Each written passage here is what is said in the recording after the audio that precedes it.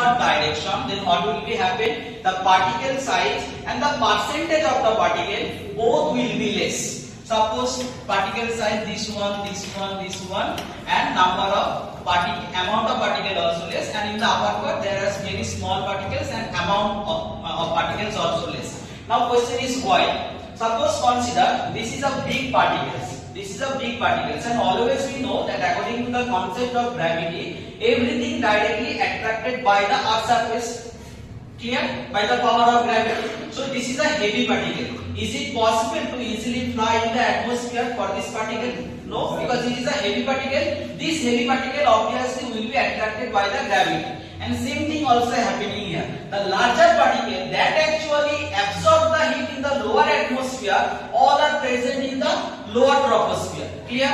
Now if we continuously move in the upper troposphere, the size and the amount both will be less. Why? Suppose now consider this is a small particles. This is a piece of chalk. Consider this is a small particles. But these small particles can easily fly in the upper troposphere. Why? Because this is very less. This particle also attracted by the gravity. But in the upper troposphere, as there is no obstacle, that means there is no building or no vegetation cover, that's why these small particles can easily fly in the atmosphere. Am I clear or not?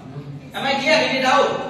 In the lower atmosphere, the particle size and amount both are high only for the gravitational attraction. But if you continuously move in upper part, the size and amount both will be less for the less gravitational attraction and the high speed of the atmosphere. Clear? And in the beginning already we know that that means temperature absorbed by the particles only. So as in the lower part there is a higher amount of particles, obviously in the lower part there is huge temperature, and if you continuously move in the upper troposphere you will get very less amount of temperature. So in this way latitude also determine the temperature. One real life example you can consider here. I think all of you visit Darjeeling. Yes. Maximum student you have visited Darjeeling.